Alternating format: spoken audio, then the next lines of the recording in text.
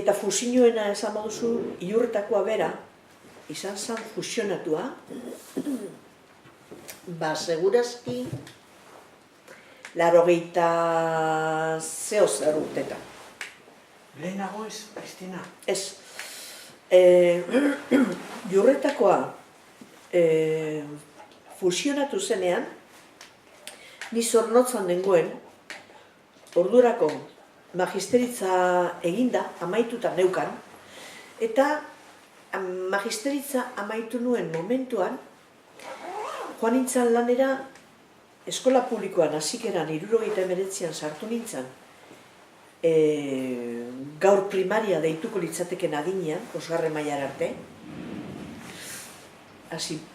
lehenengo mailatik eta 5. mailara arte ematen nuen Zornotzako eskola publikoan klasea, eta magisteritza amaitu nuen momentuan, pasatu nintzen eskola aurrekora.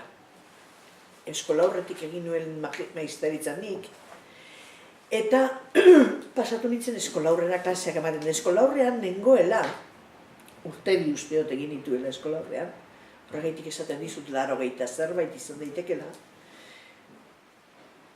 Ilurretakoa fusionatu zen ikastola publikarekin.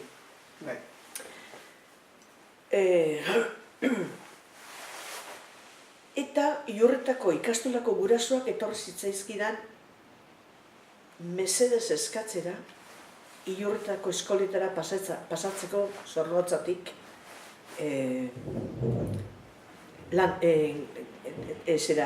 tutore izateko gela batera.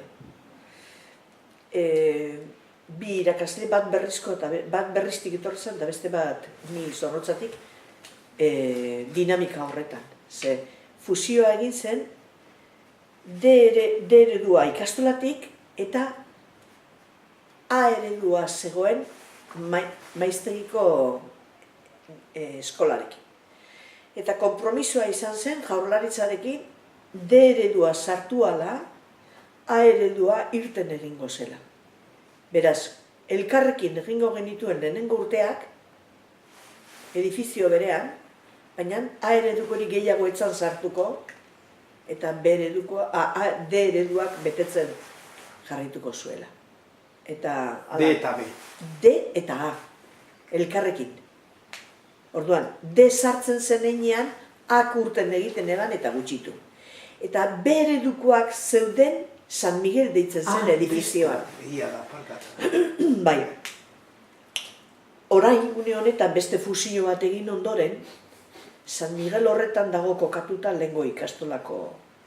Dana fusionatuta. Oin dena da D. D, oin dena da D.